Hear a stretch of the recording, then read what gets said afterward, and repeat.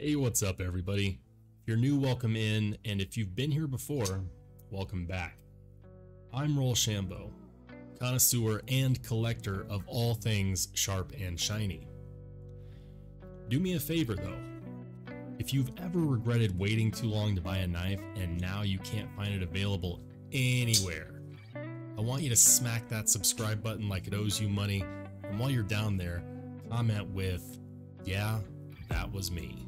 Today, we talk shop on the Chimera. Premium materials meet crazy design language. Is it art or is it absurd? I want to hear from you. Watch till the end of the video and let me know which one you think it is. Let's dive into the knife. The Chimera is one of those knives that if you were to pick up, you could tell that it's made of quality materials. Two specific materials, actually. The first one being titanium. Let's assume for a hot second that maybe you're new to the knife industry and you're not sure what titanium is or why someone would want it. For starters, titanium does not rust. It's also incredibly springy and lightweight. On top of that, it can also be manipulated to whatever color you wish through the process known as anodization. This type of flexibility makes titanium a very popular handle scale material. And the Chimera has it not only in the handle scales, but also in the clip, the backspacer, and the screws. Just as important as what you'll be holding onto is what you'll be getting the work done with. The blade is made of CPM S35VN, which was a knife steel specifically invented for use in knives by Chris Reeves and Crucible Industries. As it turns out, S35VN maintains an exceptional level of edge retention while remaining tough. Once combined with a reasonable amount of sharpenability, and yes, that is a new word, you end up with a recipe for success.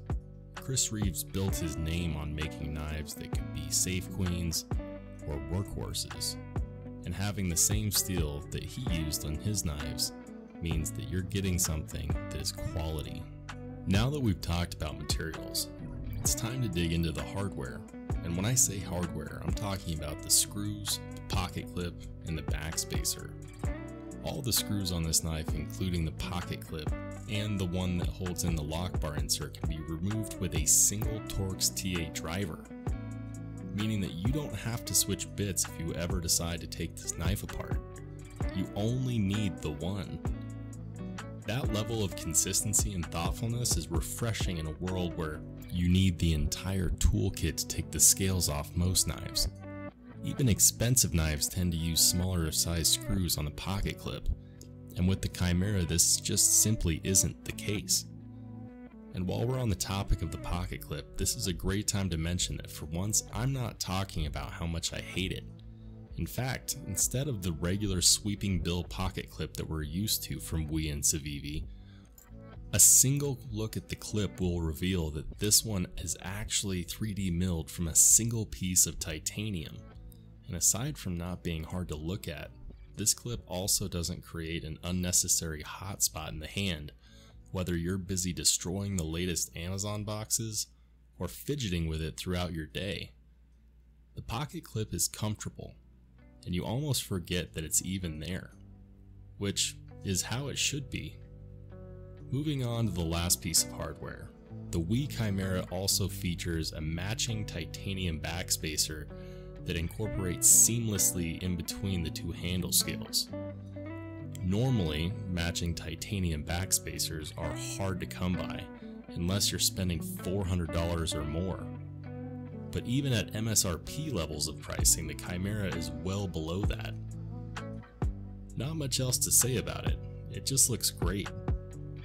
And just like the clip, it is also 3D milled out of a single piece of titanium and adds to the overall premium feel in hand. It's true that no knife overview is complete without talking about how it opens and closes, and its locking mechanism. While all of that is pretty darn cool, what really floats my boat is how smooth and snappy opening and closing the knife tends to be. First and foremost, this knife is a flipper. The flipper tab itself does stick out, but there are no sharp edges or corners, and unlike many flipper knives out there, you don't have to light switch this one. Once engaged, there's nothing on the blade that can come back to bite you. Because the pivot is operating on a caged bearing system, and thanks to an adequate but not ridiculous detent, after popping the flipper tab, the blade deploys with extreme confidence, and then locks in place with a satisfying click. After checking out just how far that lock bar locks into place, it's about 45%. Pretty hefty. I never thought I'd be one for knife ASMR, but here we are. Don't judge me. Now, the other way you can deploy the blade is by using your middle finger to flick the fuller on the blade, which is both satisfying and addicting, but you can't go wrong either way. We can't go any farther without discussing the design language. This is where I believe a lot of people decided that they didn't want to buy this knife. Let's go tip down and start with the blade. This is no small pocket knife by any stretch. The blade comes in at 3.9 inches in what I can only describe as some type of scimitar style. You can call it a clip point if you really want to, but that would be a bit of an injustice. Personally, I really like the blade shape since it's different than what we are used to seeing. That said, while trying to be different, we knives may have shot themselves in the foot a bit by making this one look more than a little aggressive. People tend to play it safe and go with the traditional drop point, or if they're really feeling feisty, they may bump it up to a Tonto or a Wharncliffe. But for me, I see absolutely nothing wrong with this blade shape.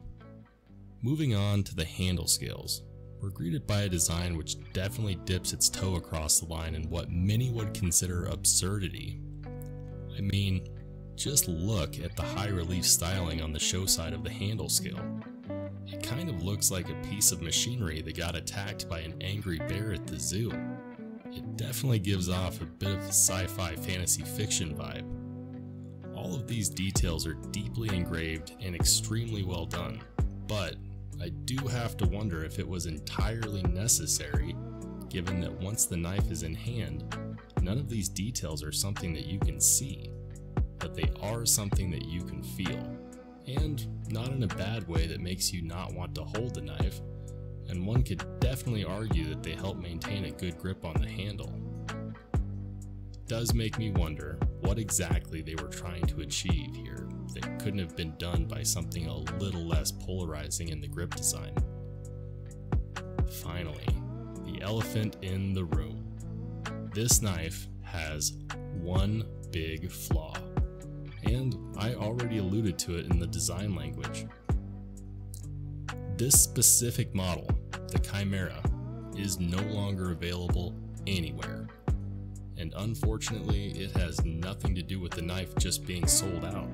I mean, it is, but sadly this model was discontinued. We Knives, like many other knife manufacturers, never really told us why. In fact, it's not even a testament to how popular the knife was, given that plenty of popular knives get discontinued. Just look at the Spyderco Smock, insanely popular, yet here we are, discontinued. This big glaring issue means that if you made it this far, your only hope of getting one of these Chimeras is to find one on the secondhand market.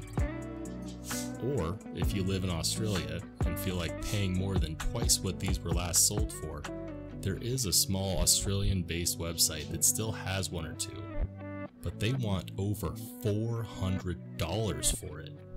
And, if you're willing to pay that much, they're only willing to ship within Australia.